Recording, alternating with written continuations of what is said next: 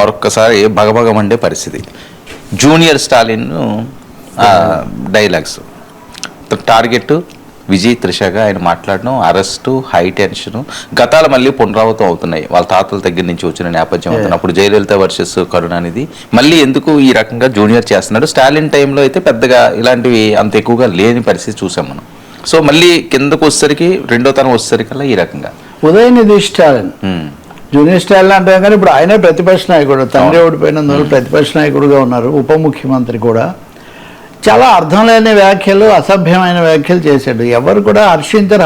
అసలు అటువంటివి చేస్తారని కూడా ఎవరు ఊహించరు. అందులో ఒక నటీమణిని త్రిషను ఉద్దేశించి ఎన్నికల ప్రచారం ముందు నుంచి ఇంకేమీ సమస్య లేనట్టు త్రిష అని ఆమె చుట్టూ తిరిగారు. చాలా చాలా స్టోరీలు చేశారు. ఆమె ఎక్కడ ప్రార్థనలు చేశారు, లేకపోతే ఏమయ్యారు, ఇవన్నీ ఇంకా శుభాశుభాలతో నిమిత్తం లేకుండా.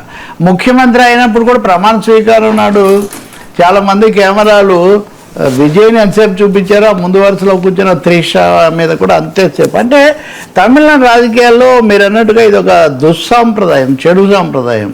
వ్యక్తిగత విషయాలు తీయటము, కుటుంబాల గురించి చెప్పడము, భార్యల గురించి వాళ్ళ మీద ఏదో చెప్పడం, దానికోసం ఒక పెద్ద నెట్వర్క్ ఉంటుందండి.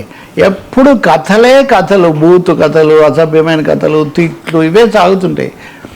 సో ఈయన కావేరీ జలాల గురించి మాట్లాడాలి. కావేరీ జలాల గురించి మాట్లాడటం కోసం ఆ ర్యాలీ డిఎంకే పెట్టింది.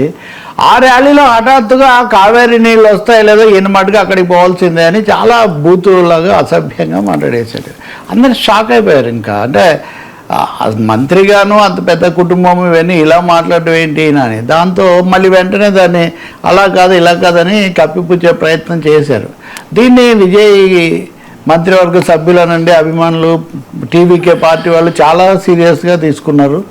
అప్పుడే ఒక మంత్రి అర్జున్ అనే ఆయన మంత్రివర్గ సభ్యుడు చాలా తీవ్రంగా దీన్ని మేము వదిలిపెట్టబోవట్లేదు, ఇది ఒక దురలవాటుగా మారిపోయింది, ఇష్టానుసారం చేయటం, స్త్రీలను గురించి ఇలా మాట్లాడడానికి మీకు అసలు సంస్కారం లేదా, సిగ్గు లేదా అని ఆయన చాలా తీవ్ర స్థాయిలో విరుచుకుపడ్డారు. అందులో ఆమెమి రాజకీయాల్లో ప్రత్యక్షంగా లేదు. ఈ కథలు, కాకరకాయలు, లేకపోతే గ్యాసిప్స్ వీటి చుట్టూ తిరగడం తప్పితే రాజకీయాల్లో లేని వ్యక్తి గురించి, అందులో మహిళ గురించి, పోనీ మామూలు మనిషి అంటే చాలా పాపులర్ యాక్ట్రెస్ అన్ని దక్షిణాది భాషలన్నింటిలో, అటువంటి ఆమె మీద ఈ నిరంతరం చేయటము, అది కూడా కావేరీ జలాలు లాంటి ఒక సున్నితమైన అదే ఒక భావోద్వేగమైన సమస్య, దాంట్లో ఇది ముడిపెట్టడం, దీంతో చాలా తీవ్రమైన నిరసన వచ్చింది. తెల్లవారుజామున వెళ్ళి స్టాలిన్ను అరెస్ట్ చేశారు. డిఎంకే వాళ్ళే కాదు టీవీకే వాళ్ళే కాదు అన్ని పార్టీలు కూడా ఇది సరికాదన్నారు. అయితే అరెస్ట్ చేయాలా వద్దా? ఇప్పుడు అరెస్ట్ చేశాక వాళ్ళు హైకోర్టులో యాంటిసిపేటరీ బెయిల్ అడిగారు. ఇప్పుడు కోర్టు విచారణ చేస్తుంది అర్జెంటుగా వినడానికి న్యాయమూర్తి గారు ఒప్పుకొని. కానీ ఒక్కసారిగా దేశం బగ్గుమంది. తమిళనాడులో మళ్ళీ ఎందుకు ఈ వికృత సంస్కృతి, ఈ బూతుల సంస్కృతి, మహిళలను కించపరిచే సంస్కృతి వచ్చిందని అందరూ ఒకసారిగా నివ్వెరపోతున్న పరిస్థితి.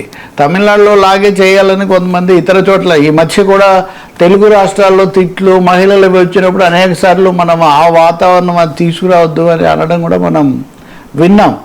ఇదే కాకుండా ఈ అరెస్ట్లో అర్ధరాత్రి అన్నది కూడా మళ్ళీ వాళ్ళకి అదొక అలవాటు. వ్యక్తిగతమైన అంశాలు, కుటుంబాలు మీరు చూస్తారు కదా, తమిళం నుంచి తెలుగులోకి డబ్ చేసిన సినిమాలన్నీ ఈ ఘర్షణ లాంటివి, అంటే పాత ఘర్షణ దగ్గర నుంచి చాలా సినిమాల్లో 2-3 కుటుంబాలు ఉండటము, అన్నదమ్ముల మధ్య ఘర్షణ చూపిస్తుంటారు. వాళ్ళకి అదొక అలవాటు. అందులో ఆ క్రమంలో తీవ్రంగా జయలలిత లాంటి చాలా పాపులర్ హీరోయిన్, ముఖ్యమంత్రి, ఆమె తిరుగు లేకుండా అధికారం చెలాయించారు. ఆరోపణలు, అవినీతి అది వేరే, కానీ వ్యక్తిగా ఆమెకు అసాధారణమైన అభిమానం ఉండేది. కానీ జయలలితను గురించి ఎన్నిసార్లు నిజంగా మాట్లాడుతూ వచ్చారు వాళ్ళ పార్టీ వాళ్ళే. ఉదాహరణకు ఎంజీఆర్ మరణం ఆ సమయంలో ఇవన్నీ కూడా మనం చూసాం. చాలా దురదృష్టకరమైనగా చాలా అసహ్యకరమైనటువంటి, అసభ్యమైనటువంటి అంశాలు ఇవి. వీటిని మహిళా సంఘాలు అందరూ కూడా వీటిని ఖండించారు. రాజకీయ పార్టీలు కూడా, రాజకీయ నాయకులు రాజకీయంగా ఎంత తీవ్రమైన అంశాలైనా మాట్లాడవచ్చు. వ్యక్తిగత విషయాలు, లేకపోతే కుటుంబ విషయాలు, లేకపోతే గ్యాసిప్స్, ఈ బయట ఉండేటటువంటి చెత్త కబుర్లు ఇవన్నీ తీసుకొని వచ్చి మాట్లాడడం మటుకు చాలా తప్పు. ఇప్పుడు ఏమైంది ఆశ్చర్యకరంగా, ఉదయనిధి స్టాలిన్ వాళ్ళ తాత కరుణానిధిని కూడా జయలలిత ఇలాగే అరెస్ట్ చేశారు. ఇప్పటికీ ఆ వీడియోలు తిరుగుతుంటే స్టాలిన్ కూడా కరుణానిధి కూడా చాలా, ఆయన పేరే కళా ఇది కదా, కళానిధి వాళ్ళ మనవడు అనుకో. ఈయనకు కూడా ఒకటి ఉండేది కళాయిమామ అనేది, ఇటువంటి కళాయిమామని మహిళలకు ఇస్తారు. ఆయనకు కూడా ఉండేది కళాయింగర్ కరుణానిధి. ఆయన కూడా నోరు జారీ జయలలితను ఏదో అనేసరికి అది చాలా దుమారానికి దారితీసింది. అప్పుడు చాలా సందర్భాలు ఇటువంటివి చూసాం. కానీ ఉదయనిధి స్టాలిన్ విషయానికి వస్తే ప్రభుత్వం ఉన్నప్పుడు ఉదాహరణకి ఈయన సనాతన ధర్మవాది కాదనేది అన్నప్పుడు బీజేపీ వాళ్ళు చాలా ఇచ్చేశారు. అలాగే బీజేపీ నాయకులు కూడా కొంతమంది ఎన్నికల ప్రచారం క్రమంలో త్రిష మీద వ్యాఖ్యలు చేస్తే దుమారం వచ్చిన తర్వాత వాళ్ళు వెనక్కు తీసుకున్నారు, ఇది చాలా తప్పు అని చెప్పారు. ఇప్పుడు చాలా ఆశ్చర్యకరంగా బీజేపీ కూడా టీవీకేను సమర్థిస్తుంది. డిఎంకే ఇలా మాట్లాడి ఉండకూడదు, ఇది చాలా తప్పు వీళ్ళు ఇలా మాట్లాడడం అని. అందుకని ఇప్పుడు చాలా కాలంగా ఈ అసభ్య పదాలు, బూతులతో తిట్టుకోవడాలు, లేకపోతే మహిళలను కించపరచడం అన్నది ఒక జాతీయ సమస్యలాగా ఇది మారిపోతూ ఉన్న పరిస్థితి.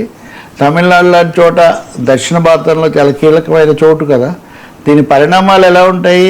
కానీ పశ్చాత్తాపం లేదు, ఏదో పొరపాటున అన్నాము అట్లా. నేను ఎవరిని వ్యక్తిగతంగా అనలేదు, నా ఉద్దేశం అది కాదు అని సమర్థన కోసమే పాకులాడుతున్నారు. రెండవది సాంకేతికంగా బయలు ఎలా తెచ్చుకోవాలని ఆలోచిస్తున్నారు. కానీ అసలు ఒక మహిళ పేరు, ఈ వ్యవహారంతో సంబంధం లేని వాళ్ళ పేర్లు ఎందుకు తీసుకొని రావాలి? మనం తెలంగాణలో, ఆంధ్రప్రదేశ్లో కూడా చూసాము, రకరకాల నాయకులు వాళ్ళ భార్యలు లేకపోతే వాళ్ళకి సంబంధించిన వాళ్ళ పేర్లు తీసుకురావడము, కథలు వదలటము, పుకార్లు సృష్టించడం, ఇటువంటివి. ఈ దుష్ట సంస్కృతి అనేది కొనసాగితే మటుకు చాలా రాజకీయం అన్నదానికి అర్థమే లేదు. ప్రజాస్వామ్యంలో విషయాలు మాట్లాడండి.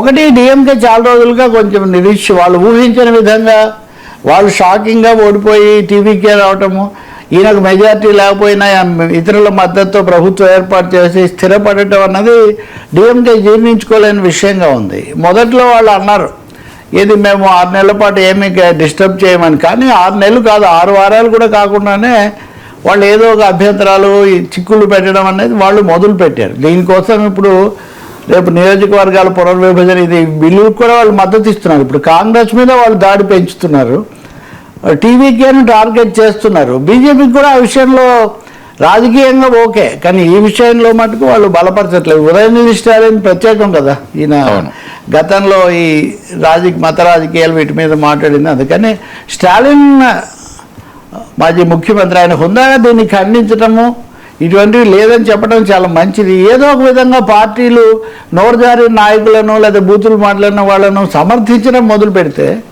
ఈ విష సంస్కృతి కొనసాగుతుంటుంది. సరే, సౌత్లోనే ఈ రకమైన ఈ వాతావరణం కనిపిస్తుంటుందా సార్? నార్త్లో కూడా ఇదే పరిస్థితి ఉంటుంది. ఎందుకంటే సౌత్ అంశం ఎత్తున్నానంటే పవన్ కళ్యాణ్ గారు అవనియండి, లేకపోతే జగన్మోహన్ రెడ్డి గారు అవనియండి, చంద్రబాబు నాయుడు గారు అవనియండి, మళ్ళీ మహిళలు తీసుకురావడం, వాళ్ళు భార్యలను తీసుకొచ్చి మాట్లాడుతున్న నేపథ్యం. అవును, అది ఖచ్చితంగా ఒక విధంగా సౌత్ అన్నప్పుడు దక్షిణాదికి తమిళనాడు, అక్కడ సినిమా, రాజకీయము, సంస్కృతి వీళ్ళందరూ అక్కడి నుంచి వచ్చిన ఇది నేపథ్యం. పక్కనే చిత్తూరు జిల్లా, ఇదంతా ఇది నిస్సందేహంగా దక్షిణాదిని ఇది ఎక్కువగా ఉంది. ఉత్తరాదిలో ఇంకో విధంగా వాళ్ళు తిట్టుకుంటారు. ఉత్తర దక్షిణ సమస్య కంటే ఈ చౌకబారు పేపరాజీ అంటారు పశ్చిమ దేశాల్లో. పేపరాజీ అనేది పాపరాజీ అని కూడా అంటుంటారు. ఇప్పుడు డయానా ఉంది కదా,